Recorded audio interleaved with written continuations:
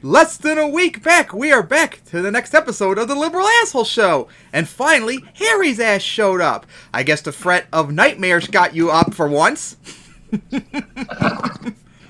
So, today's topics. We were going to talk about our coup attempt that happened yesterday, which Trumpsters are so angry that it didn't get happened. We were going to watch probably a few videos. Harry wanted to talk about COVID-19 since we've been delaying it for a couple months since he couldn't show up. And then, of course, later on, we're going to have a debate between Harry and Vlog, which will be interesting. I'm sure you two are looking forward to that and all the other topics. Yeah. So, what do you all want to talk about first? Okay, let's start with the coup. So, for all of you that didn't know, on the 6th, when Congress was certifying the election results, Trumpsters, as they always do, got violent, and the cops led them right through, and they stormed the U.S. Capitol building and took it over for a few hours. In the end, 4 are dead, 1 cop was killed, I think it was like 70 arrests were made and stuff like that, and of course, guess who encouraged and flamed this for several months, including that day? Trump. Yep. He flamed Not it. only Trump. It wasn't Yep. only Trump. It was also Ted Cruz, Josh Hawley, I think so. Yep. Yeah. Every single one of them for several months. Oh, this election is stolen from you, and it's voter fraud and all that crap. And guess what? They believe that every single vote for Trump is legitimate and every single vote for Biden is illegitimate. Exactly. Just like they're hypocritical how in the states that they won like seats, those are legitimate, but when those states went for Biden, that's not legitimate, remember? If you know that one. Yeah, I know that one. And then, of course, after the results were certified later that morning, Trump, for the first time, actually accepted that he lost. Gee, Trump, maybe if you acknowledged you lost when it was announced that Biden won, maybe. Well, actually, no. This would not have happened yesterday. You brought it on yourselves. And now, Of course he did. He's Trump. So what do you guys say about what happened the other day? Seditious terrorists. Get rid of them all. But of By the course, way, also the cop that died, killing a cop in Washington, D.C. is a capital offense. but they're Trumpsters, so it's automatically a good thing, remember? Also, guys, people what happened to Blue Lives Matter and supporting the cops no matter what? Exactly, but it's only when they agree with them, remember? So before we get to the next topic on that, because I'm sure we want to talk about it, Harry, anything to say about it? Basically, that Daiku, like Hal says, revealed that unfortunately our cops in America have a white supremacist bias, because there's actually video evidence that they were really soft on them and they even took selfies with them. Like, what the fuck? That just proves that they have a fucking white supremacist bias, and that's obviously fucked up. Or they're more lenient to white ring terrorists and protesters, unlike BLM.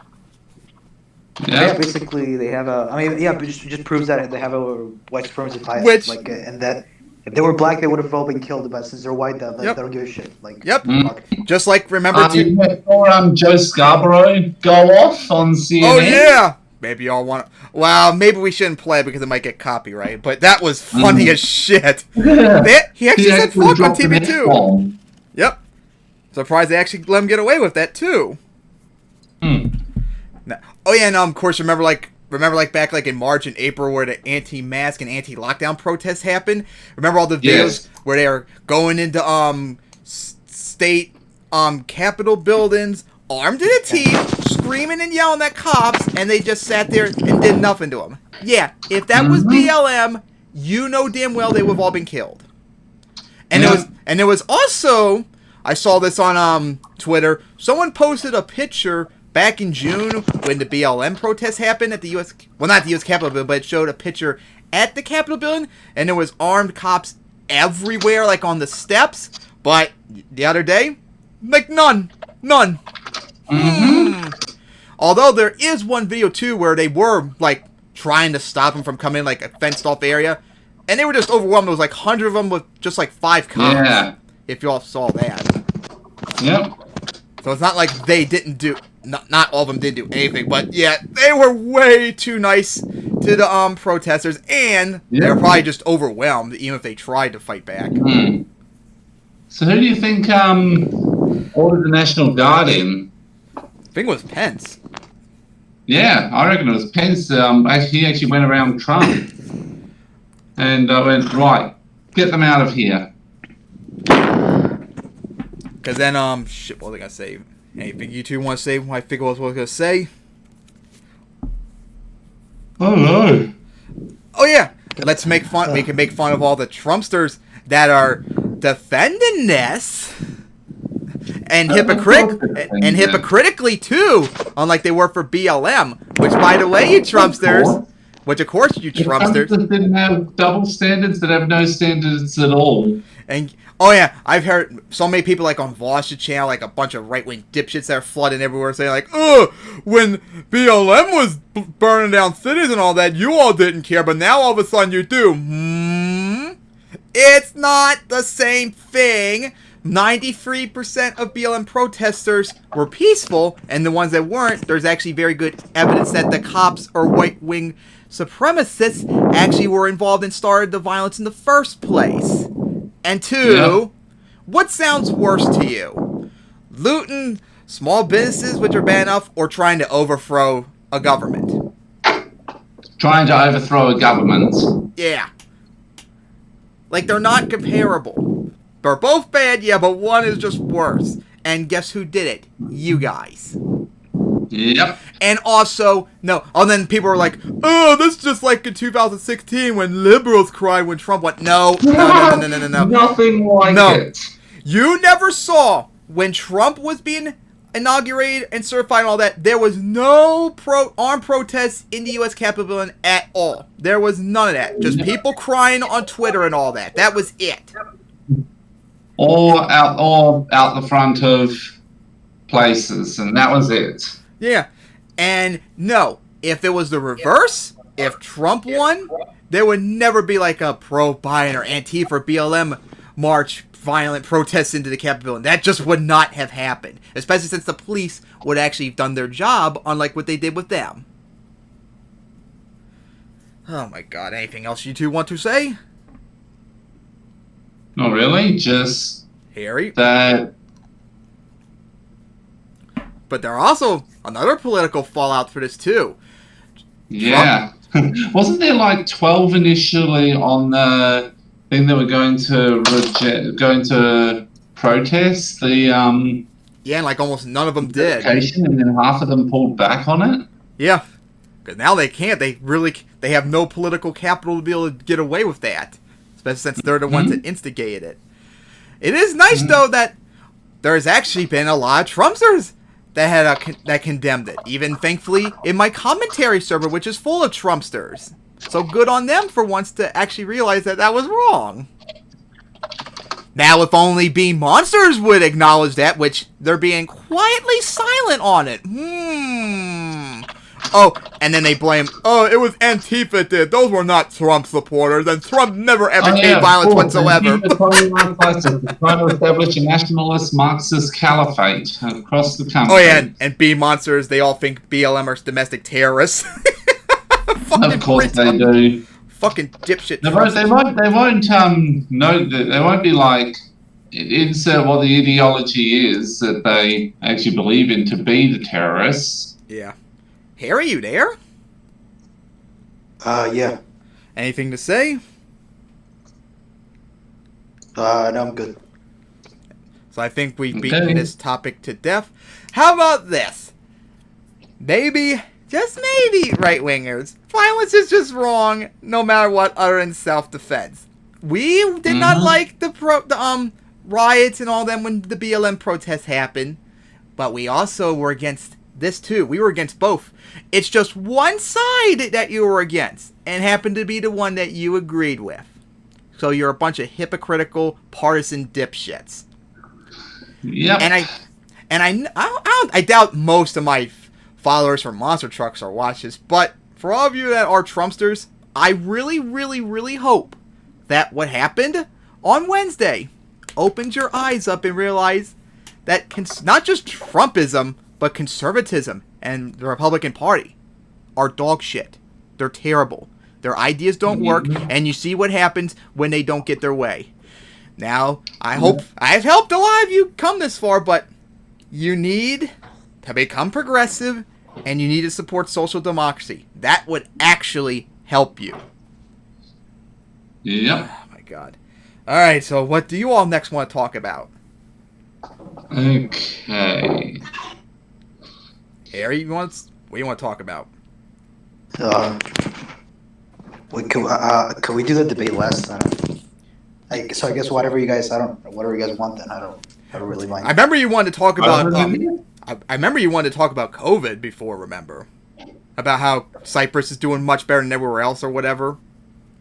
Or we could just compare like how countries handle it versus America, which is like the worst, obviously. So yeah, America has to be number one. Something, remember? Yeah. So how is COVID going for you two then? Harry? I mean, Vlog can look up like all the numbers and stuff, but that's like, what I'm looking for right now. So Cyprus has 26,000 confirmed cases, and Australia's got 28,500 confirmed cases. Our differences is that Cyprus, have they had a second wave yet? I think Cyprus is it's only just gotten to Cyprus in the last couple of months, while it's been in Australia since the start of the year. Would also explain the significant death toll difference. And despite that Cyprus has only had 140 confirmed deaths, while Australia's had 909. And again, 20,000 of our cases was in our second wave in Victoria. And I'm sure America's number one in deaths now, ain't it? It's been number one forever. The nearest is India. At how much?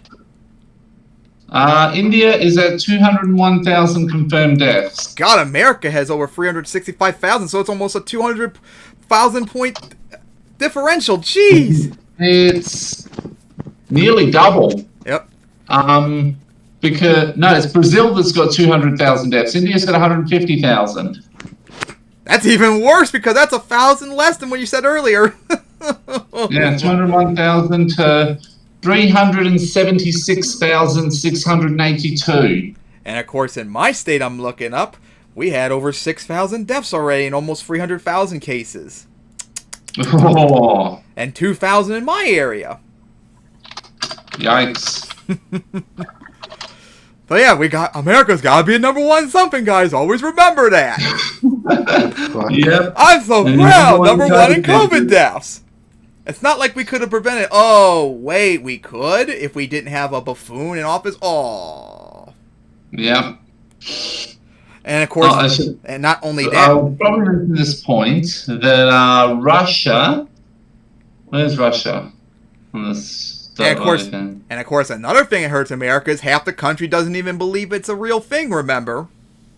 Yes. Is that Russia has said that their death toll is actually over 3 times what they're reporting. And considering they're at 60,000 deaths, that's at least 182,000. Because not only do they not wear masks, they don't social distance, they don't do anything. Mm-hmm. Oh my God! Anything you need to say, Harry? Basically that. Obviously, the U.S. didn't take it seriously, and mostly because the Republican Party that's in charge at the national level, they don't give a shit about science, so that's why they didn't do the necessary lockdowns and the 80% of your wages or salaries like per month like other countries did, which works, by the way, because you support workers while they can't get a job. or go to work during this pandemic. So then, yeah. And of course, that's another thing too, since we didn't do UBI, which we needed to do at the same time as the lockdown. Yeah, or at the very least, have the federal government pay like 80% of people's wages and salaries, like other countries did, and it fucking works, like according to the data. So just to say one thing, it's a marginal rate. So for a certain amount, you don't get any. Then it's say 20, 24, 29, 35, and it goes eventually up to 60, 70, 80%. Well, it's only on the top, like millions and millions and millions of dollars. And that's a marginal tax rate. Shit, now I forgot what I was gonna say. Unfortunately. So I guess you want to move on to the next topic? Yeah. And of course, what do you all want to talk about?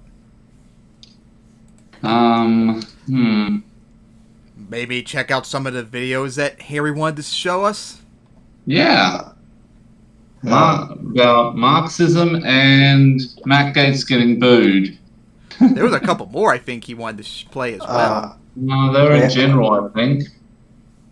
That was America's police problem. I think that was it. It's there's 3 from the looks of it. So what do you want to do now, Harry? I guess we could watch that 9-minute video about Marxism, because the guy basically explains like what Marx's ideas were, like very generally speaking. But you get a better idea about Marxism because you guys say you don't really know much about it, but you should, because as progressives, we should know about its ideas and why capitalism sucks and why it needs to be reformed and why basically conservatives and the libertarian right are like fucking dead wrong when it comes to capitalism. So we should watch that. Yeah. Yet we're also often keen to dismiss the ideas of capitalism's most famous and ambitious critic, Karl Marx. This isn't very surprising. In practice, his political and economic ideas have been used to design disastrously planned economies and nasty dictatorships. Nevertheless, it's more like them taking over to be dictatorships. We ought to see him as a guide whose diagnosis of capitalism's ills helps us to navigate towards a more promising future. Capitalism is going to have to be reformed, and Marx's analyses are going to be part of any answer. Which terrifies conservatives. In 1880, yes, because especially of the anti-Semitic variety. Oh, yeah! Karl Marx was Jewish. Oh, yep. A tiny group of intellectuals advocating for the overthrow of the class system and the abolition of private property. He worked as a journalist and had to flee Germany, eventually settling in London. Marx wrote an enormous number of books and articles, sometimes with his friend Friedrich Engels. Mostly, Marx wrote about capitalism, the type of economy that dominates the Western world. It was, in his day, still getting going, and Marx was one of its most intelligent and perceptive critics. These were some of the problems he identified with it. Modern work is alienated. One of Marx's greatest insights is that work can be one of the sources of our greatest joys. But, in order to be fulfilled at work, Marx wrote that workers need to see themselves in the objects they have created. Think of the person who built this chair. It's straightforward, strong, honest, and elegant. It's an example of how, at its best, labour offers us a chance to externalise what's good inside us. But this is increasingly rare in the modern world. Part of the problem is that modern work is incredibly specialised. Specialised jobs make the modern economy highly efficient, but they also mean that it's seldom possible for any one worker to derive a sense of the genuine contribution they might be making to the real needs of humanity. Marx argued that modern work leads to alienation, Entfremdung. In other words, a feeling of disconnection between what you do all day and who you feel you really are, and what you think you'd ideally be able to contribute to existence. Modern work is insecure. Capitalism makes the human being utterly expendable, just one factor among others in the forces of production, and one that can ruthlessly be let go the minute costs rise or savings can be made through technology. And yet, as Marx knew deep inside each of us, we don't want to be arbitrarily let go. We're terrified of being abandoned. Communism isn't just an economic theory. Understood emotionally, it expresses a deep-seated longing that we always have a place in the world's heart, that we will not be cast out. Workers get paid little, while capitalists get rich. Yeah, here's the This one is we all perhaps agree the most on. obvious qualm Definitely. Marx had with capitalism. In particular, he believed that capitalists shrink the wages of the labourers as much as possible in order to skim off a wide profit margin. He called this primitive accumulation, ursprüngliche Akkumulation. Whereas capitalists see profit as a reward for ingenuity and technological talent, Marx was far more damning. Profit is simply theft, and what you're stealing is the talent and hard work of your workforce. However much one dresses up the fundamentals, Marx insists that at its crudest, capitalism means paying a worker one price for doing something and then selling it to somebody else at a much higher price. Profit is the fancy term for exploitation. Capitalism is very... Yep, definitely exploitative. And guess who unironically ends up supporting that exploitation too? With his support of free trade. A certain libertarian socialist that we watch. Unbelievable. Unstable. And yep, there's another thing too. Capitalist systems are characterized by a series of crises. Every crisis is dressed up by capitalists as being somehow freakish and rare and no, it's not. Far from it, argued Marx. Crises Capitalism just stumbles from one crisis to the next. By something rather odd. The fact that we're able to produce too much, far more than anyone needs to consume. Capitalist crises are crises of abundance, rather than, as in the past, crises of shortage. Our factories and systems are so efficient, we could give everyone on this planet a car, a house, access to a decent school and a hospital. And that's what's so outraged Marx, but also made him so hopeful too. Few of us actually need to work, because the modern economy is so productive. But rather than seeing this need not to work as the freedom it is, we complain about it masochistically and describe it by a pejorative word, unemployment. We should call it freedom. There's so much unemployment for a good and deeply admirable reason, because we're so good at making things efficiently. We're not all needed at the coalface. But in that case, we should, thought Marx, make leisure admirable. We should redistribute the wealth of the massive corporations that make so much surplus money and give it to everyone. Fuck yes. This is, in its own way, as beautiful a dream as Jesus' promise of heaven, but a good deal more realistic sounding. Capitalism is bad for capitalists. Yep, ironically, yep. For example, he was acutely aware of the sorrows and secret agonies that lay behind bourgeois I got something to say marriage. after this, too. Marx argued that marriage was actually an extension of business, and that the bourgeois family was fraught with tension, oppression, and resentment, with people staying together not for love, but for financial reasons. That is the case for Marx still believed today. that the capitalist system forces everyone to put economic interests at the heart of their lives, so that they can no longer know deep, honest relationships. He called this psychological tendency commodity fetishism, Warenfetischismus, because it makes us value things that have no objective value. He wanted people to be freed from financial constraint, so that they could, at last, start to make sensible, healthy choices in their relationships. The 20th century feminist answer to the oppression of women has been to argue that women should simply be able to go out to work. But Marx's answer was more subtle. This feminist insistence merely perpetuates human slavery. The point isn't that women should imitate the sufferings of their male colleagues. It's that men and women should have the permanent option to enjoy leisure. Why don't we all think a bit more like Marx? An important aspect of Marx's work is that he proposes that there's an insidious, subtle way in which the economic system colours the sort of ideas that we end up having. The economy generates what Marx termed an ideology. A capitalist society is one where most people, rich and poor, believe all sorts of things that are really just value judgments that relate back to the economic system.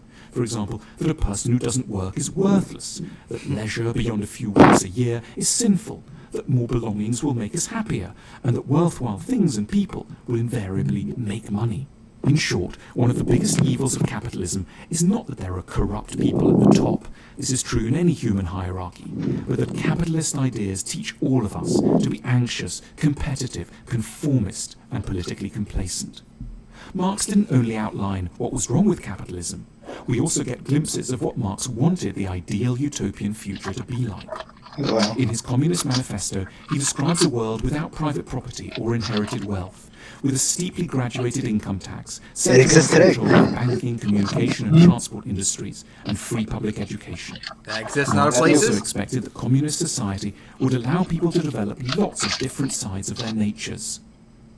In communist society, it's possible for me to do one thing today and another tomorrow, to hunt in the morning, fish in the afternoon, rear cattle in the evening, criticize after dinner, just as I have a mind without ever becoming hunter, fisherman, herdsman, or critic.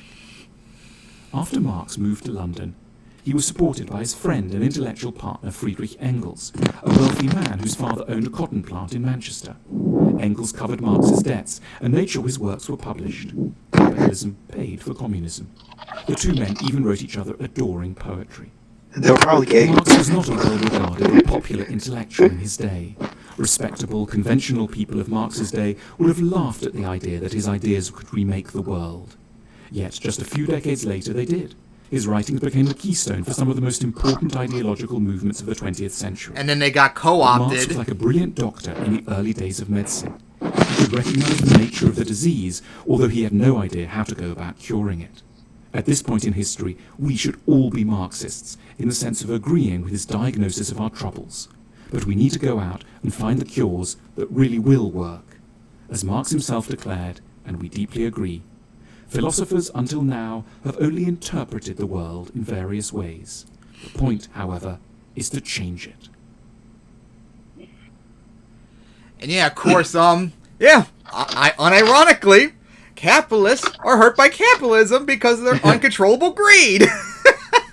Yeah. And that's why we need regulated capitalism to save it from their worst aspects, which, funny enough, saves capitalism. But of course, Yeah. fucking far-right libertarian dipshits denied at all costs, even though all the stats show they're wrong. Everything bad in the world is the fault of governments, according to their religion. Yep. So anything you all need to say about that video? I've said before that Marx is mostly critiques of capitalism. Yep. The only major issue with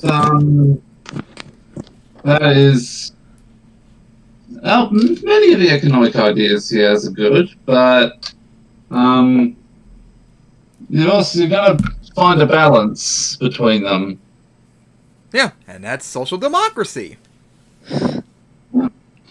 Anything you need to say, Harry? No, yeah, I agree with Walk. Obviously, social democracy is a good solution, but like Marx said, like capitalism has so much wealth and money and means of production that everyone can have like a house, education, healthcare, etc., or even a car. That maybe eventually, I don't know. I guess maybe in the very distant future we could live in a post-capitalist world, but unfortunately it's not profitable. Hence, which is why, like the business class and the rich people society won't let it happen because it's not profitable. So maybe one day, but for now, it is inevitable. Every single economic structure in the world historically has always been overthrown with something new. We didn't start with capitalism, remember? That wasn't the original. That's true. Yeah. It was fucking mercantilism and barter, feudalism, and all that beforehand. So eventually something will replace capitalism. It's just a matter of what it is, will it be effective, and how long will it be? And then, of course, whatever will replace it afterwards. That's something conservatives are terrified of. And capitalists, they won't deny it. They keep denying it at all costs, but it is inevitable. Yeah. So anything else to say on the topic? You all there? Yeah, I mean, not really. I can go to there. So what do you all want to talk about next? Another video or the debate? Matt Geatz. Can we watch Farron Cousins ripping apart Matt Geatz? Yeah, that'd be funny. Alright, so he's still on the Ring of Fire? Wow. Yeah, he is, yeah. He's pretty chill. Watch him, yeah. I haven't That's cool.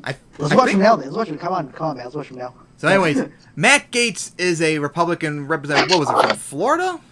From Florida, yeah. Yeah, he was one of the dipshits during electoral college certification after the protests that night they did till like 4 a.m. or whatever. I believe this was the same night. He went up and spoke during the thing, and he made excuses of, the protesters, those weren't Trumpsters, those were Antifa, disguised as Trumpsters to make us look bad. No! What a fucking dipshit. Antifa coming outside us, attempt to establish nationalist Marxist caliphate in Washington, D.C. Oh, and you know what's also funny, I just thought of it too?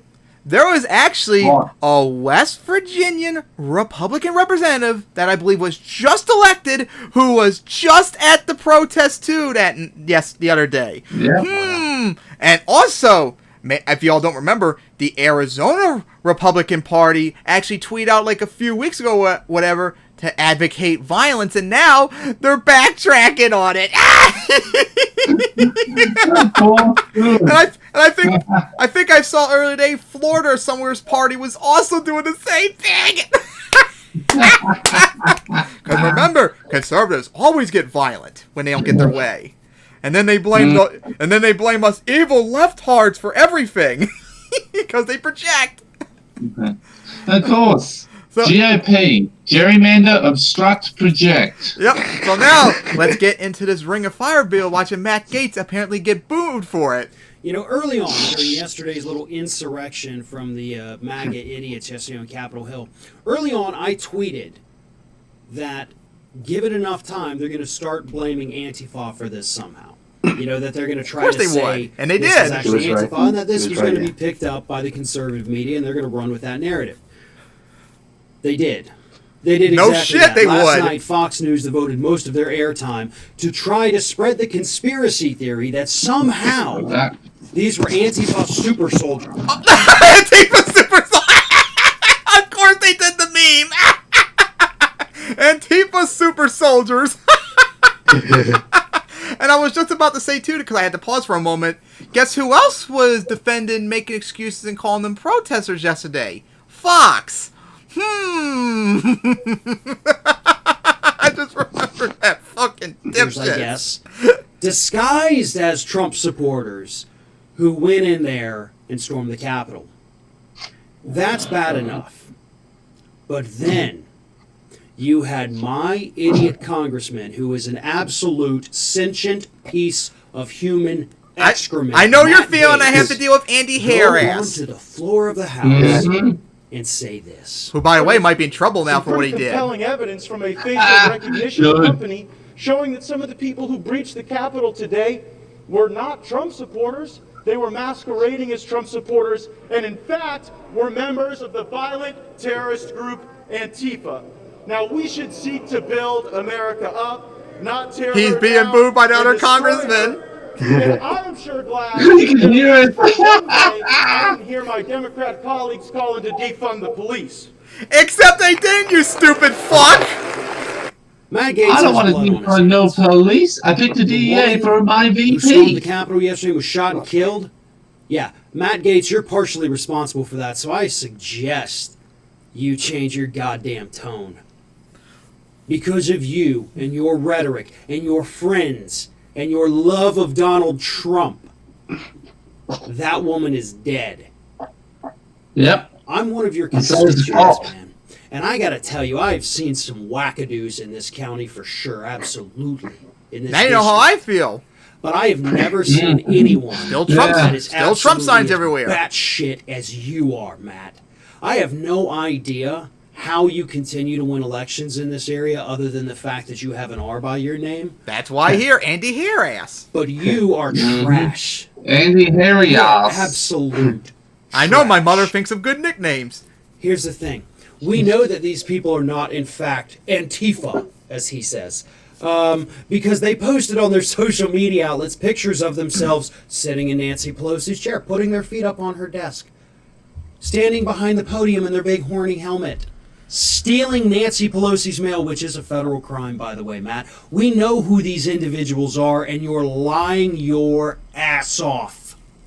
Or he's fucking retarded, maybe. This isn't funny. This isn't cute. I am Yep. beyond Both. pissed off right A now. liar and an idiot. that these idiotic, brain-dead conservatives like Matt Geatz, which the majority are, to try to tell us that what we just saw with our own eyes wasn't actually what happened. Because that's what Matt Geatz is doing, folks.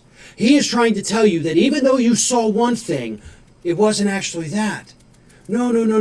All those Confederate flags, all those white power tattoos you saw amongst the crowds. Oh, and someone had a Camp Auschwitz shirt, too. Elaborate ruse put together by George Soros and Antifa. What the fuck? If you believe that, you're insane. You're absolutely undeniably if you're a member of Antifa, you're a communist Nazi who's also a member of ISIS.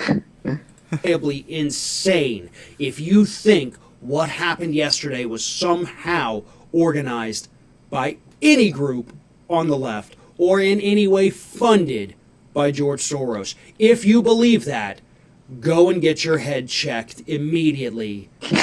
And then for the good of the country, never leave that hospital. You need to be committed permanently because you're insane and you're a danger to others. But cousins, those doctors would be part of the deep state, remember? And they're all part of the scam. Yeah, everyone we don't like is part of the deep state. So the would in fact be willing to put Matt Geatz being an idiot. They're all part of Stop the Steal. Into that position. Like, he would fall into that category, absolutely. By my own estimation. And that's just my personal opinion, sure. But this man is a threat. He's a threat to his constituents. Because what he is doing is going to call to action more of the right-wingers that live in this area. He knows what he's doing, just like Donald Trump does. And hopefully, someday, this district is going to wake up and send Matt Geatz packing the same way Donald Trump got sent packing all the way back in November. But, of course, he still did not. Oh, that's right. He now acknowledges he lost. And that reminds me, too. They're actually possibly doing Article 25th and another impeachment charge on him. I forgot to mention that earlier. Yes, I heard that. Yeah. I heard that. Forgot all about mentioning that. And Harry, didn't you say you wanted to maybe try and get him on to last? Cousins? Farron Cousins or someone you said before? You know, early Hill. I remember you said you wanted to try and get them on. No, I meant I want to watch their videos. Maybe we should see if we could get them on eventually in the future. Wait, who? Cousins? Yeah. Well, yeah, that'd be cool if you could. Just like Vlog, remember you were supposed to try and get in contact with Dusty? Yes. Yeah. I should try and do that. So, anything you had to say about Matt? Haven't had any luck at the moment. So anything to say about Matt Geatz being booed? That was funny. Hey, and remember, Trump's not the only one that can make up nicknames. It's in my family, too. Anything you wanted to say, too, Harry, about this? That was so funny.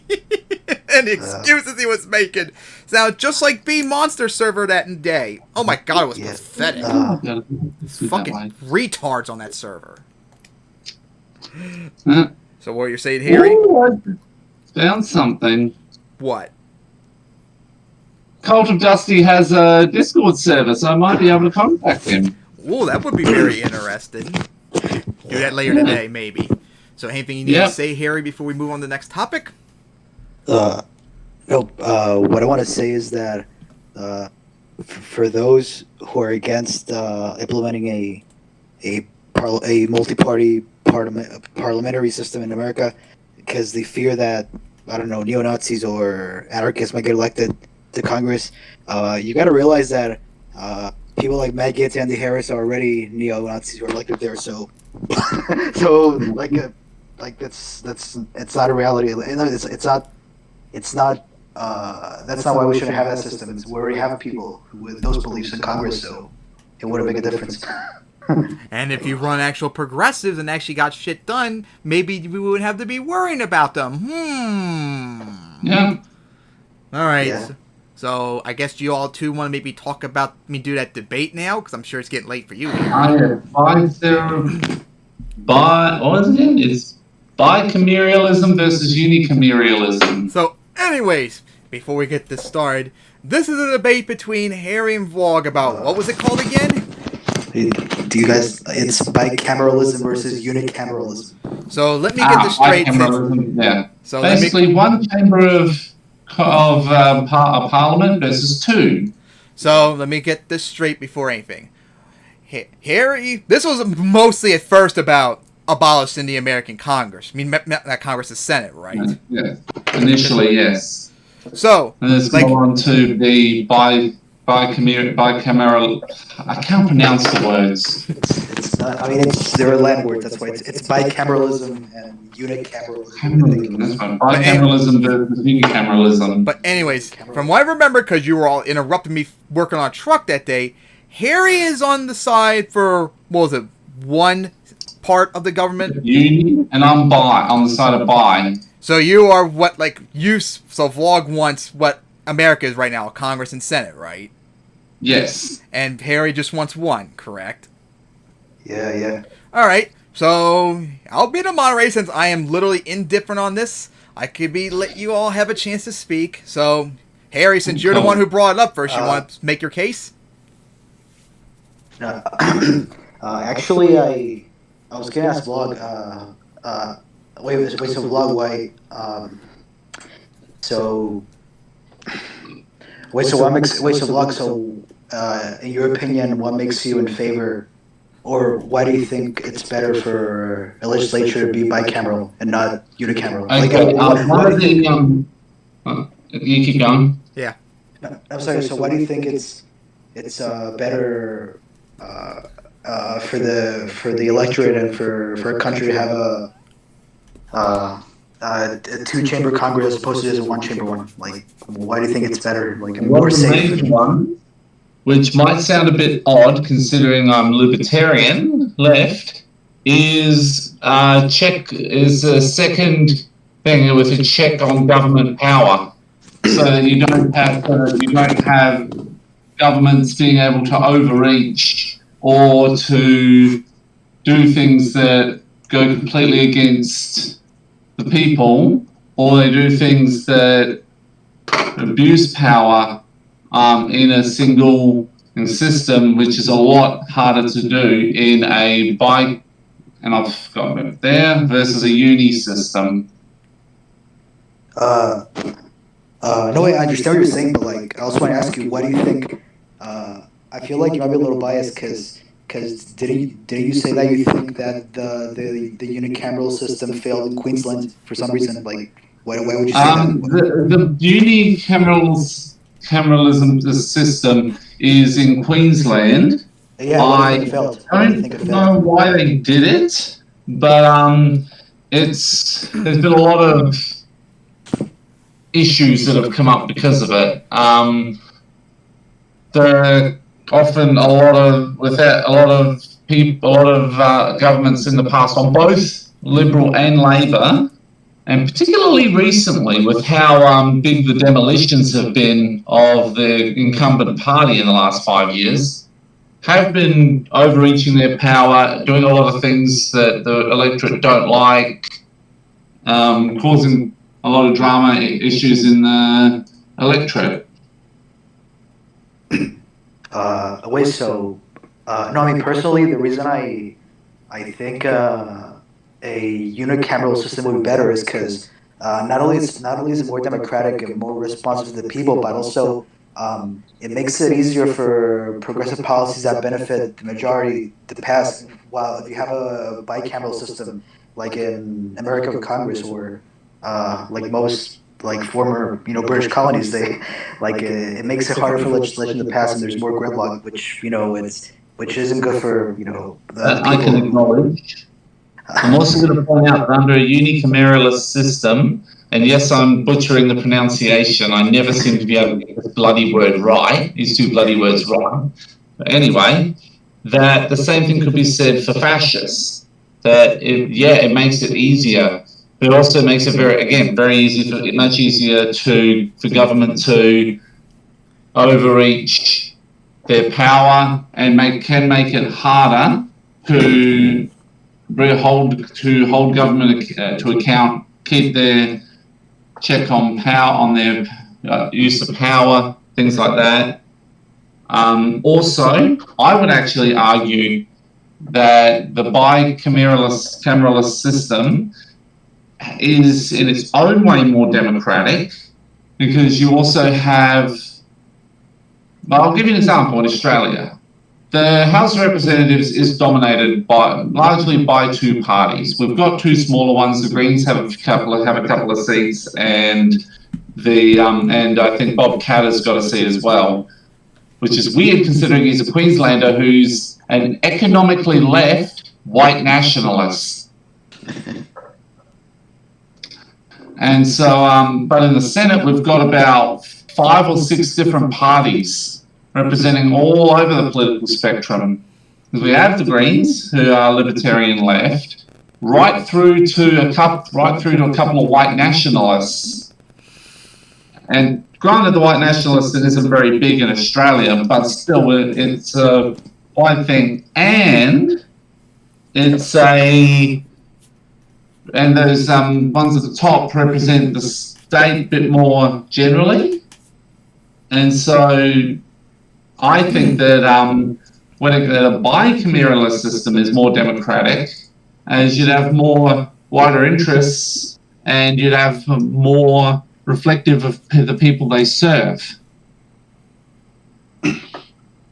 No, I see what you're saying, but wait, so you basically think it's easier for a fascist leader to take power and destroy democracy in a unicameral system as opposed to like a bicameral one? Is that what you're saying, basically, or? Yeah, look, I can actually give you a recent example. Viktor Orban in Hungary turned Hungary into a fascist dictatorship. They're a unicameralist system, and I don't know if Orban would have still gotten in if they were bicameralist. It definitely would have been more difficult, I'd say. Whether it would have completely stopped it, that's hard to say. But yeah, Hungary was easily transformed into a fascist dictatorship by Orban under a unicameralist system. And under a bicameralist system, it would have been harder. I think a lot harder for him to do that. No, yeah, I see what you're saying, but protection you need in both to make it so to do it, such as public financing of elections, a ICAC in a commission against corruption of some kind that's independent from Parliament, things like that as well. So you basically think that a bicameral legislature is better for a country's checks and balances system? Is that what you're saying? Like, yeah. I mean, that's why I mean, the checks and balances argument. That's what you hear from conservatives. But basically, don't you think you can still have checks and balances? Because basically, I mean, a Supreme Court, a legislature, they could still have a check on the executive even without a two-chamber Congress. Because if a legislature, a bicameral one, they usually spend too much time checking each other, and that's very inefficient though. Like, what did you say? Like that they spend too much time checking each other. Like, what did you say that? Or I acknowledge that gridlock is easier to get in a bicameralist system, but I also want to point out that going to the Supreme Court can take a lot of time and money. And in a bicameralist system, we had a scandal with people being dual nationals, which is in Parliament, which is not allowed in Australia in the federal Parliament, though it's until the double dissolution election last year was not actually a thing. And that was only because they had to get rid of the One Nation guy who sounded like Alex Jones. To give you an example, he claimed, so several years ago there was a big storm in South Australia that took out power for the entire state. Considering that we had a whole bunch of, basically had tornadoes go through a certain area and bust up a whole bunch of our power poles. And what that guy said, that One Nation guy said, was that, and listen to the wording of this, specifically for how stupid it is. Australia's climate change policy caused the storm that knocked out of South Australia's power. Yeah. So they used that, which was really old, and they used that to get rid of him, only to parachute in a neo-Nazi. A 17-vote neo-Nazi. But, oh well, he's gone, so that's good. And his party that he founded is also been deregistered. So, and yeah, all of these people went up to the High Court, and that was dealt with relatively quickly. No, so basically, what you're saying is that, in your opinion, unicameral parliaments are always a failure. Like in your opinion, like is what you're saying basically? Like is that what the Not always. No. Don't get me wrong. So unicameralist parliaments are not failures by default. It's just I do not believe that they are the best. I just believe that bicameralist parliaments are more. I believe they're more democratic and less open to abuse of power and corruption than unicameralist parliaments. So I mean, because you, as we know, you're from Australia. So basically, you agree with the UK when back in the day they created like the first bicameral parliament. Because I mean, I don't know what I would think of those 200, 300, 400 years ago, however long they did that. Hang on. That was... I mean, they created the first... I don't remember how long ago that was. That was... I don't know when the Parliament came about. No, I mean... yeah, but like, there's also... Like, even Jimmy Dore and Kyle Kulinski say that the House of Lords... Like, no, the Senate is basically... literally a carbon copy of the House of Lords, so like from the UK. So what? And not quite. No, I mean, it's similar. That's why they've got broadly similar power.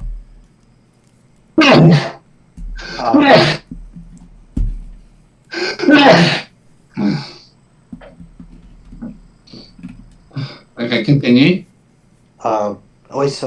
No, I mean what I'm saying. I mean, obviously the Senate in like America or Australia, it's not the exact same as the House of Lords in the UK, but they feel like almost very identical because like they're both upper chambers that usually have conservative control and they're seen as very elitist and going against the popular will of the people.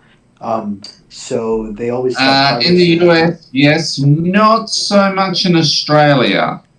The Senate's got more of the a lot of the minor parties tend to go for the Senate much more than the House, because it's actually quite a bit easier to get in. It's a bit easier to get into the Senate as the minor party than it is to get in the House. Do you guys have like proportional representation, perhaps? Yes. Maybe that's probably why.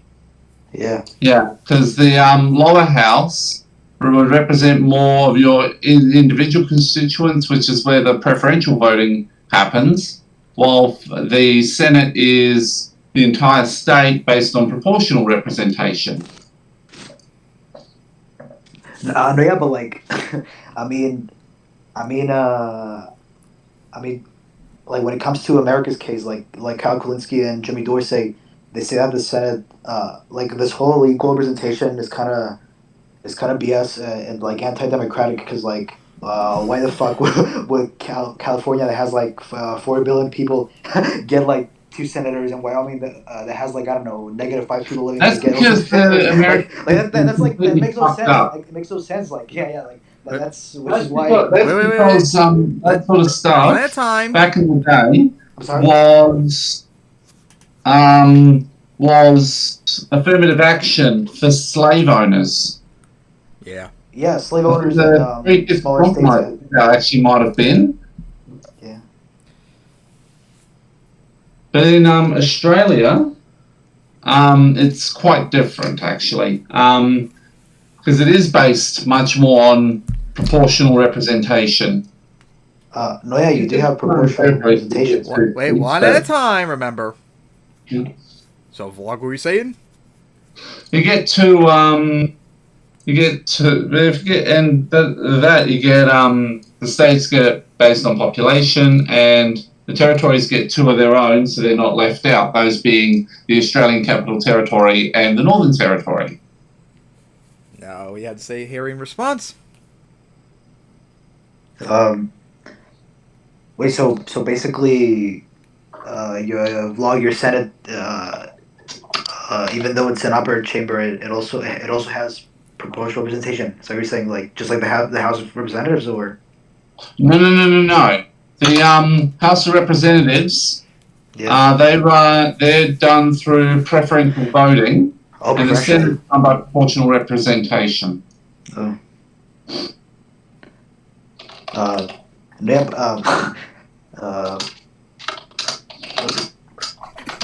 Wait.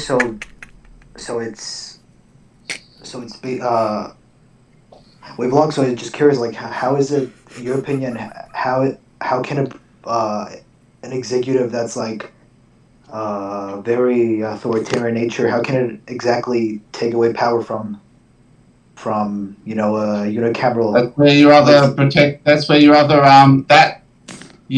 that's protected by the Constitution, and there's a whole bunch of safeguards there that stop that happening. Well, yeah, that's true. Like, I mean, I know that Queensland did that. I don't know. They're not, and they've had. I personally think it's been a disaster. But what can you do in some of those cases?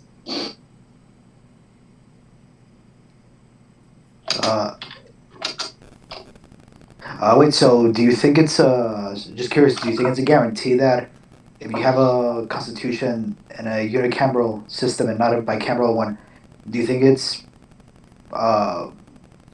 more likely that that a fascist like executive doesn't take over, or do you think like it's, I guess, so you just think it's in a unicameral system, it is more likely that I think it's easier for a despot to abuse power, and it's harder to hold them to account if/when they do, because it can take a lot of time in the Supreme Court to get those things through. It can be quick sometimes, other times it can be also drawn out.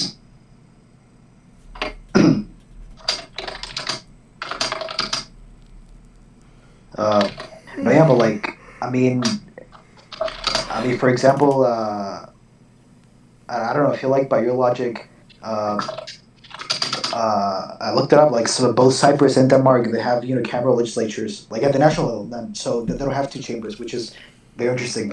Like in their case, do you think that their their prime minister and president respectively could have, like, I don't know, done a coup or some shit and take over in that case, or like how come in those cases they didn't do it? It would be easier to.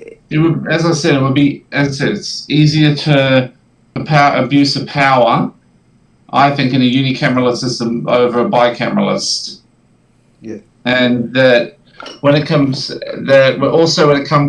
things like unicameralists and bicameralists, there's also, from bits I've read, a population argument that smaller countries could probably live with a unicameralist system and do all right, like Cyprus, like Denmark, but bigger countries like, say, Australia or America, which that's not working too well, but there's other reasons to that.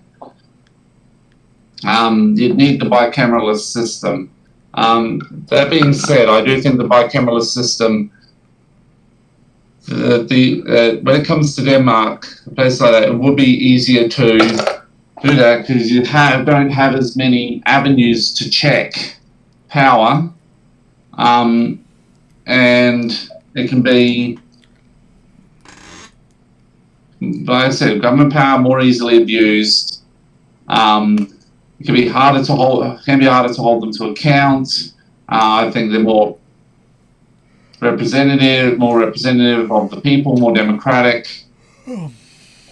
I can also acknowledge that it's not perfect, and there are safeguards that are needed. But you need that in Parliament in general. It wouldn't matter if it's bicameralist or unicameralist.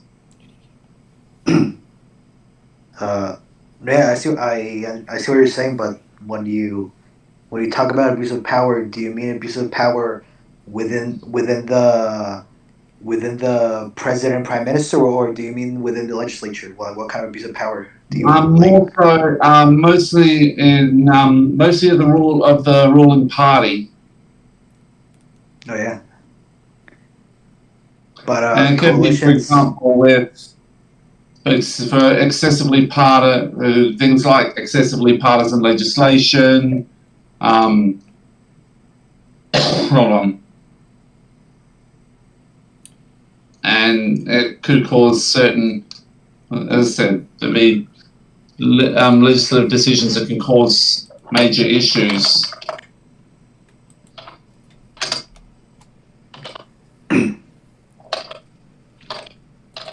Y'all still talking about it? Hey? Y'all still want to keep talking about it? I mean, I think we've both made our cases and argued our things. Anything else Harry wants to add? No, I think we're done. Yeah. Yeah, that was interesting, although it sucks for me because I was trying to play Pokemon in the background. All my DSs are dead. Oh, boy. Anything else you want to talk about? Because that went on for God, that probably went longer than almost everything else we said in this episode combined. Oh, my goodness. Anything else? Yeah. So anything else you want to talk about? Harry? Uh, Or do you want to be going to bed soon since it's now midnight for you? no, it is midnight, but I could. I don't know. But I could stay up for, I don't know, 1 more hour. I guess I don't know. Yeah. I doubt we're gonna be doing that much longer. One more thing we can do. Whoa. Okay, You what's want that? to do the America's Police Problem video? Ooh, we could do that. Let me see. Where's that video at? Here we go. How long? Oh, it's age restricted. We have to go on YouTube itself. Why is it? Wait, Tim. Why is it age restricted? It's inappropriate or offensive to some audiences. All right. I got it. Didn't you say you're older than 18 or some shit? That's what you do. Yeah, Let's but still gave me the message. And I had to go on YouTube itself.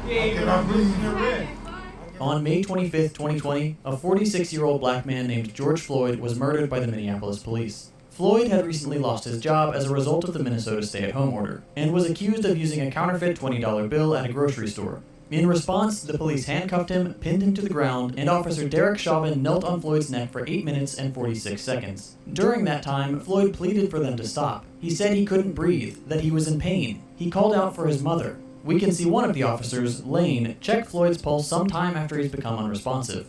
According to the complaint against Derek Chauvin, Lane asked him twice whether they should roll Floyd onto his side. Both times Chauvin said no, and kept pressing his knee into the man's neck, a move banned by most police departments. Even after an ambulance arrives and the medic checks Floyd's pulse again, Chauvin stays where he is. It's only when the EMTs tell him to get off that he finally does so, after almost 9 minutes. Floyd is pronounced dead at a nearby hospital shortly after. 4 days later, on May 29th, Chauvin is charged with manslaughter and third-degree murder. As of writing the script for this video, on June 1st, 2020, the 3 other officers involved have yet to be charged. But what had to happen in those 4 days between the murder of George Floyd and the charges against Chauvin, and what has happened since, is what really matters. In this video, we're going to take a good hard look at the state of police brutality and systemic racism in the United States. Before we begin, let me just say by the time this video is uploaded, things will have changed. The past 6 days have been incredibly tumultuous, and no one has been able to predict what will happen next. I will explain the situation to the best of my ability based on the material I have available as of June 1st, 2020.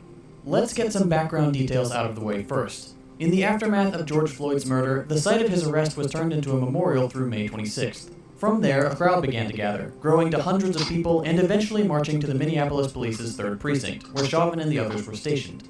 Since that day, protests against police brutality have erupted all over the United States. And 93% of them were peaceful. Like England, Germany, and New Zealand. As police took to the streets in riot gear to disperse the protesters, and the ones that were violent, it was either cops or right-wingers that instigated tear gas into crowds, Yep. shooting protesters with rubber bullets, even Very rarely, black anarchists or black nationalists may have also been involved. But that's like maybe 1%. Precinct on May 28th. Predictably, as the protests grew, we began to hear the usual voices condemning them. Yet, as we've seen time and again, what began as peaceful protesting ended up in a very counterproductive and even criminal place. But we cannot allow the righteous cries and peaceful protesters to be drowned out by an angry mob. Unless they agree with you. Calls for change and a plea for peace. Here's the thing. For these people, there's no right way for people of color to protest. Yep, that is another thing too that you right-wing dipshits can never agree to. No matter what people protest about, you can't ever accept it. No matter what. There's no right way they can protest that you won't find offense for. Just like with Kaepernick, remember? Like, no matter what, you can never be satisfied. The only way you'll be satisfied is if people protest, like, in their house, where no one could fucking see them or hear them. Otherwise, you have a meltdown. If they're black people, they're not even allowed to do that. Yep, that's exactly. Wanting to blow up America and destroy it. Because you all have some sort of racism in you, too. Jesus Christ. Property makes them look bad are the same ones who called Colin Kaepernick a traitor and a son of a bitch exactly. quietly during the anthem. There were Republicans who wanted him murdered. Yep. If they're loud, they're hurting their own image. If the protests are widespread and organic, they're incapable of organizing. If they're organized and set clear demands, they're led by outside agitators. There will never be a protest of any sort that is acceptable for those in power and those who benefit from the status quo. Any real expression of anger will be smeared and condemned. What happens when quiet, respectful protests are ignored? This is what happens. Patience runs out. Frankly, it's remarkable the restraint the black community has shown over the years. Decades of asking, please stop killing us, fell on deaf ears. And now the police are facing the righteous anger of the entire country, and even huge crowds in other countries. The people condemning riots are quick to quote Martin Luther King, but their version is a whitewashed shell of what Dr. King stood for. That's another thing, too. Conservatives always whitewash MLK. After Rosa Parks was arrested for refusing to give to a white person, the NAACP just like they denied he was a socialist. Bus boycott, with the goal of desegregating public transportation. King quickly became the face of the civil rights movement, advocating civil... And for all of you dipshit conservatives that keep bringing him up, MLK was just as hated back then as the protesters are now. Yep. If MLK was around today, you would hate him just as much as you did before. Disobedience and nonviolent protest. He led marches for freedom and equality, gave brilliant speeches, and guess who else was in part of those protests? What? And guess who else was part of those protests? What? Bernie Sanders. Oh yeah, that's right. Which neo-libs denied at all costs. Yep. Citizens. For his because they're enabled the alt-right. Times stabbed, his house was bombed, he faced constant death threats from white supremacists, and even received a letter from the FBI suggesting he should kill himself or they would release supposedly incriminating tapes of him. But King was undeterred. Between 1957 and 1968, he traveled over 6 million miles, led countless protests, and delivered over 2,000 speeches for the cause of equality. The people today who invoke the name of Martin Luther King for his nonviolence choose to disregard one critical aspect of the civil rights movement. The peaceful protesters were brutal. What'd you say? 6 million or billion? What? How many miles did Martin Luther King traveled in 11 years? He traveled over 6 million miles, 6 million. Countless protests, 6 million miles. 2,000 speeches. That's multiple Earths over and over and over and over and over again. The name of Martin Luther King for his nonviolence choose to disregard one critical aspect of the civil rights movement.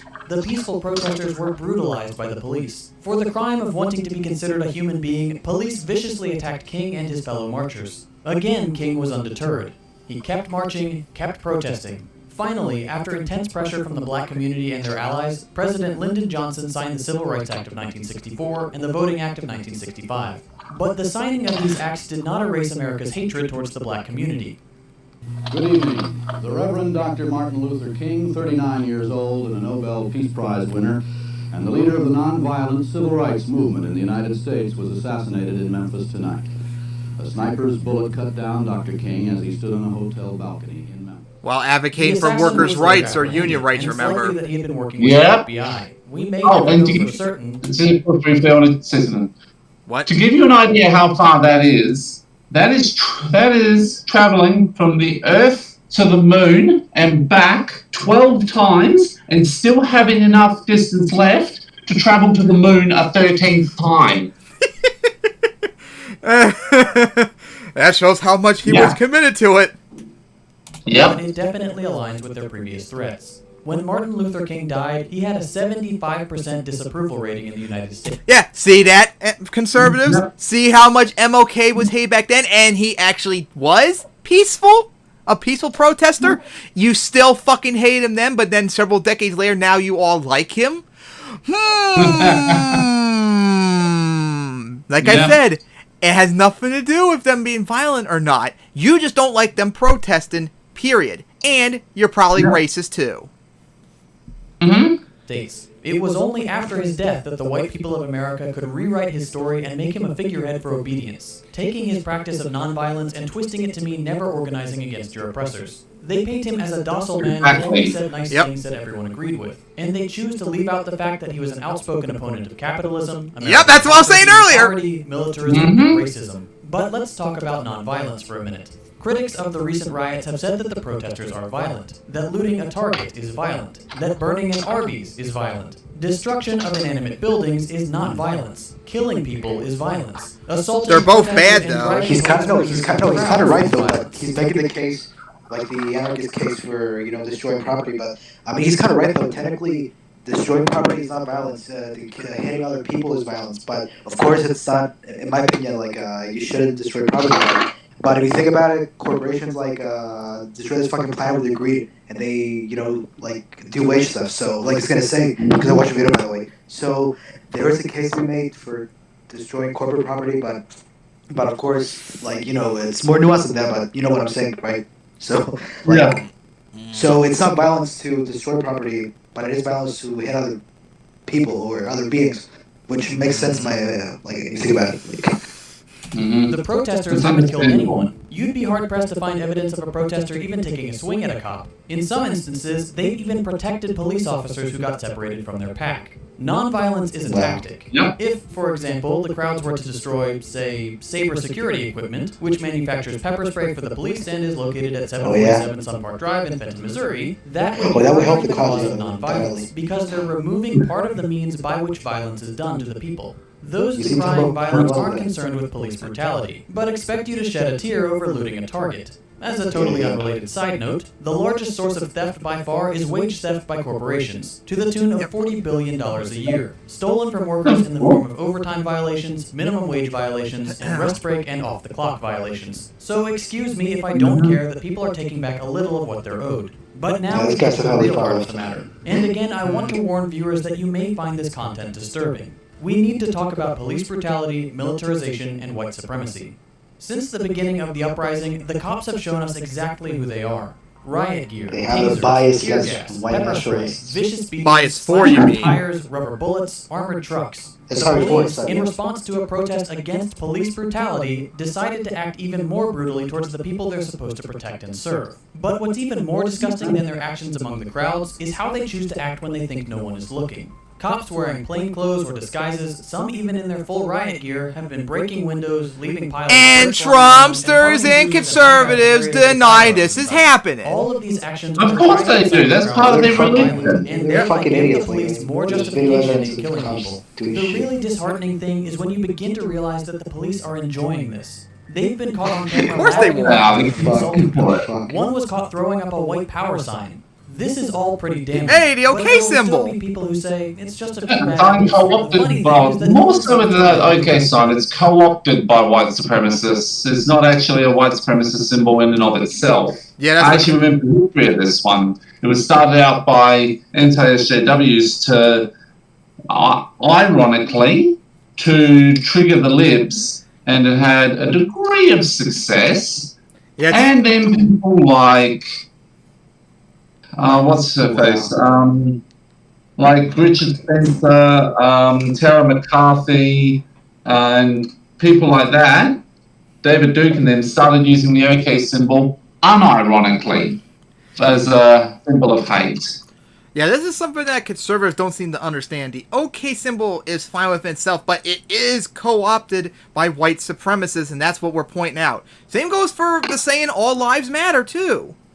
Like they don't understand nuance. That's a fucking dog whistle, like all lives matter. Like, Yep. But at the same time, I've seen a lot of people that do actually say what it actually means, too, like on my server. No, yeah, but like they make no fucking sense. Why would they be against Black Lives Matter? Because like the reality is that a disproportionate amount of Black Americans are killed by police. So they deny that. They deny that. Yeah, but like when they say all lives matter, they're disregarding the fact that like not as much white people are being killed by police as black people. So I mean, they're fucking idiots. Simple as that. Like, so or at least naive in the best case scenario. That expression. Best case One bad naive, apple best case spoils worst the case punch. fucking idiots. That holds especially true with people in a position of power. If you have 1,000 good cops and 10 bad cops, and the 1,000 good cops don't turn into 10 bad ones, you have 1,010 bad cops.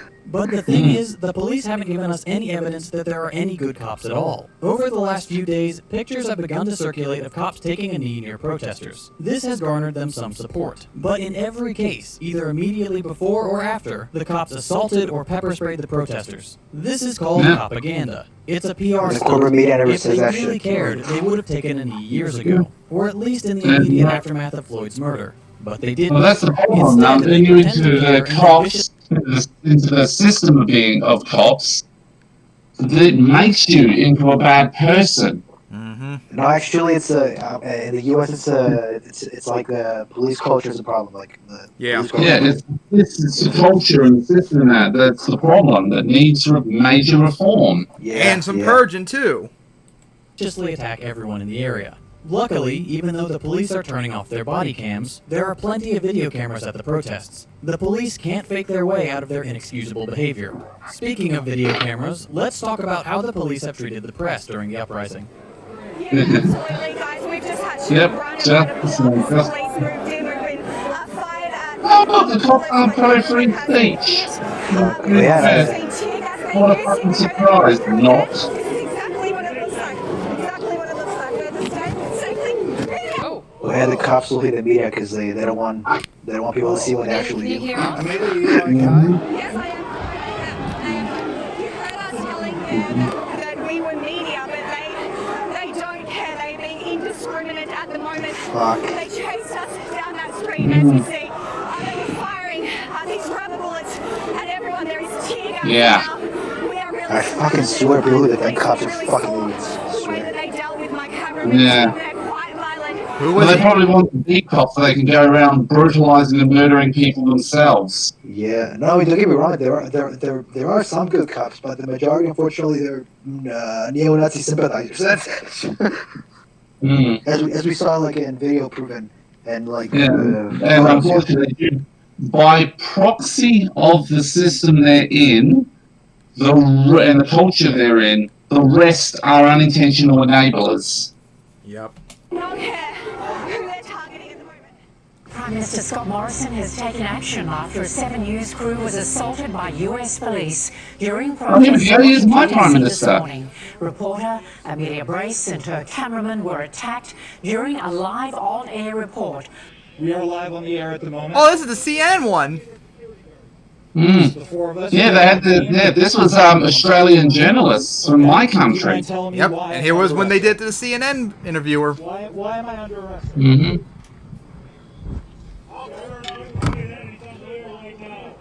As you've probably already seen on the news, it's hideous. Reporters from many different outlets have been assaulted, their gear destroyed, and some have even been arrested while live on the air. There is no possible way the police didn't realize they're the press. They have giant lights, tripods, and cameras, not to mention microphones and press badges. The fact that everyone from Fox News to CNN to countless independent outlets have been attacked should show you this isn't a partisan issue, it's a police state issue.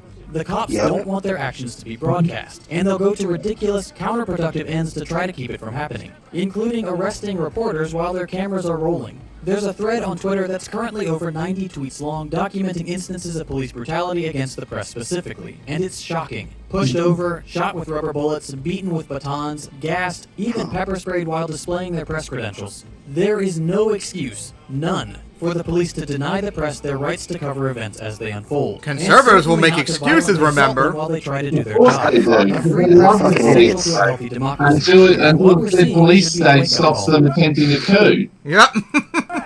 Press! I'm press! I am press! Okay, I'm down, I'm down.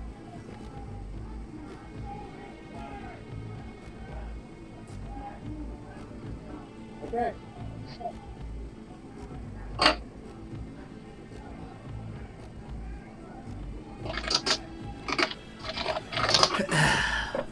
I am press. Yeah.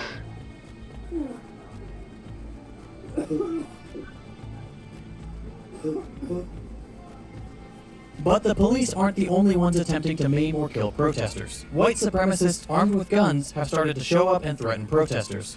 Which is also part of the instigation of the protests. Pointed at demonstrators, and all he got was a quiet chat with a cop who sent him on his way. There we go, right-wingers in cahoots with cops. White supremacists even when fucking armed. After threatening to kill people. I don't think it's a stretch to say that maybe there's a connection when cops throw up white power signs and white vigilantes get a friendly talk instead of being teased and arrested. Yeah. But they're good guys, remember? That's what conservatives always keep saying. How badass is this? This is never ever gonna happen again, guys. Never. This is so cool.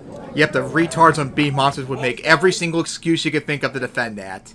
That's pathetic. On May 30th, an SUV pulled up to a crowd and someone inside opened fire on protesters, killing a 19-year-old before fleeing the scene. They have not They been think it's all apprehended. fake news. Another man, 22-year-old James Scurlock, was murdered by a white supremacist business owner who had been yelling racial slurs at protesters all night. He shot Scurlock twice in the neck. The city of Omaha announced they will not bring charges against him. These killers are the same people who will yell "All Lives Matter" at people of color marching for justice. It would be easy for me to say that the slogan "All Lives Matter" is a racist dog whistle and leave it at that, because, well... Unfortunately, a lot of conservatives don't recognize that. Of course they don't. They just hear... Haven't you noticed, like, a lot of times conservatives are, like, very, very, very, like, simplistic when it comes to words. When they hear the word, like, all lives matter, they think, yeah, all lives matter. What's so wrong with that? They don't understand the nuance and all that. They're either naive or... Yeah. All lives don't matter, and all Black Lives Matter too. Yeah, that's why I keep pointing out to them, but they just don't understand that. Of course not. I remember that.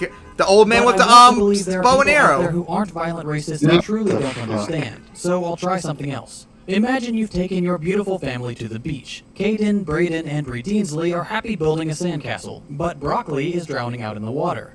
If your response is to shake your head at Broccoli and say, "All lives matter," that makes you a bad parent. Now apply that line of thought to what we're seeing today. People of color are... I already know what they're going to say. That no, that was a terrible example. If the phrase "Black Lives Matter" bothers you, please consider why you feel that way. Oh, here we go. To what we're seeing today. Listen to this. People of color are killed by the police at a much, much higher rate than other groups. No shit. If the phrase "Black Lives Matter" bothers you, please consider why you feel that way. Perpetrators aside, we need to take a look at the weapons... I actually know why they think that. I've got a couple reasons. Tear gas. Tear gas is a chemical weapon... One, they're racist. Yeah, well, and a lot of it also is, too, because of the protests. When, like in Bee Monsters, they affiliate BLM with the protests. There's, like, nothing that they can do that gets them out of their mind. When they think of BLM, they think of what happened back in the summer.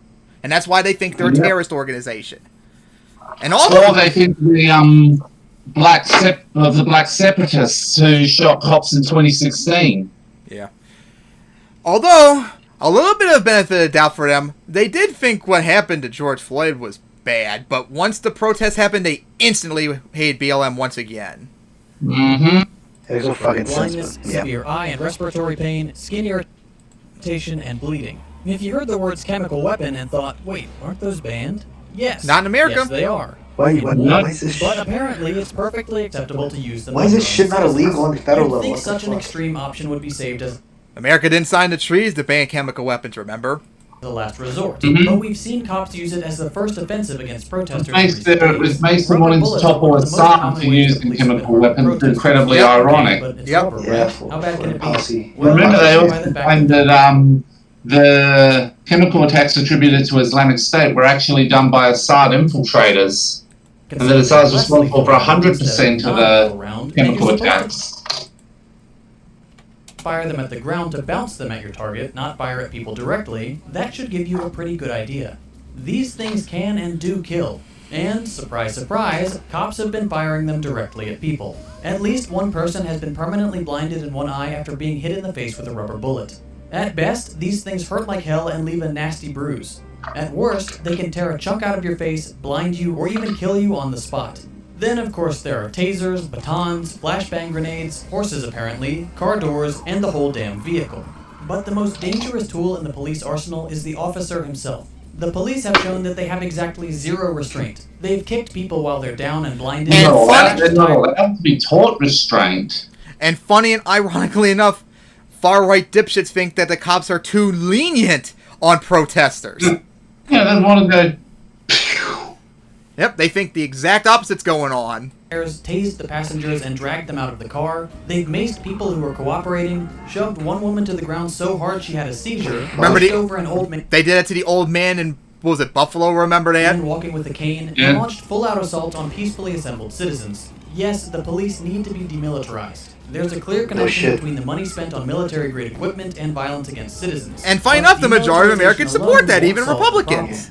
The police are the problem. They're never held accountable without massive pressure from the people. And even then, they often get released on bail or just assigned to a new station a couple towns over.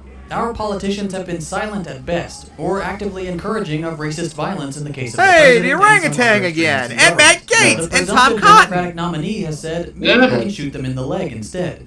And even Biden did too. The deadly combination of military Biden's just like a neighbor of the alt-right.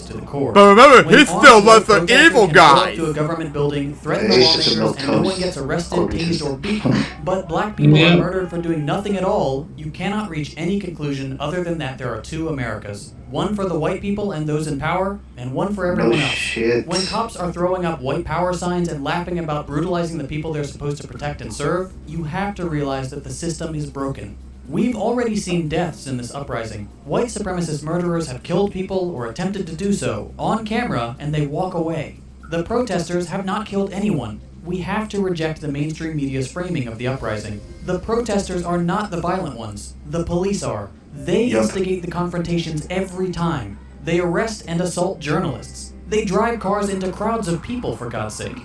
What the media won't show you is the scenes of peaceful protest. Exactly. Fuck the corporate media. That happened in Baltimore too, when the Freddie Gray protest happened. Together, cooking meals for those in need, offering medical attention to their neighbors injured by the police. On multiple occasions, the police have rolled up and destroyed these supply stations. Yep, on video too. Rubber bullets at medics taking care of the injured. And I was helping a man who got shot in the leg with a rubber bullet. He was bleeding so much. You saw this? I was helping him. I was cutting his pants. Wow. I was trying to help him. I was trying to look at the wound, and they came up and they were shooting right at us. He grabbed a garbage can to hold it over me so I wouldn't get hurt. And I told him I wouldn't leave him, and I did. And I feel so bad. I couldn't. They were shooting. I was scared. They didn't care. They didn't care that he was hurt. But the people have not been deterred. They come back, reorganize, and fight to defend their communities and demand a better life for their children. Lawyers have offered to represent those arrested in the protests for free. Mutual aid and bail funds are being flooded with donations from all over the country. People are bringing food, water, and medical supplies to sustain the protesters. If you'd like to help, there will be links in the description for funds to contribute to. We should be ashamed and infuriated that our country has chosen to violently suppress its own people rather than hold the police accountable for their actions. And it's not over yet. This will get worse. Now that the National Guard has been called into several states and are armed with live ammunition, I can only pray that by the time this video goes live, the state will not have murdered crowds of civilians. The police are in the wrong. They are the problem. To the protesters standing up against centuries of injustice, the eyes of the world are upon you. You have the support of people from all walks of life, of all colors and creeds, from countries around the world and right here at home. There will be opposition from those who benefit from the status quo, but you have the right to have a say in your future, and we're proud of you for standing against systemic racism and police brutality. We stand in solidarity with your efforts and join you in the hope that one day soon we can build a better world. Mm-hmm. Very good video. Yes. And BLM at the end, which will trigger Trumpsters. Yep, good find, Harry. That was a good video. Glad you thought of it, Harry. Is there anything else you need to say about that? No, I mean, you guys should subscribe to this channel. Like, he has a like videos like this, like exposing the shit that's the corporate state of America. Yeah, anything else you had to say about all that? Well, it's pretty much bang on. Yep. And that's the problem when it comes to toxic cultures and toxic systems. That it poisons everybody. Yep. So anything else y'all want to talk about? Not really. I'd just say someone else that I'd recommend you guys checking out as a guy. If I assume, because you know why there, the Tim's probably heard of him. I don't know about Harry. Beau of the Fifth Column. Who? Beau of the Fifth Column. I can't quite hear. You might have to DM me the link. Might check it later. So I guess we wrap it up here. Yeah. This guy. No, I have not heard of him. I'll check him out when I get the chance. All right. So anything else you want to see, Harry? Yeah. I think we're done. Yeah. It's getting late. Yeah. Yeah, this went on for almost 2 hours, so I got a lot of editing to do. But thank God, at least half of it was the debate and watching that video, which I was doing full screen, so hopefully that'll help out. So, see you all guys next time, and hopefully we can do another episode very soon. All right. Yeah.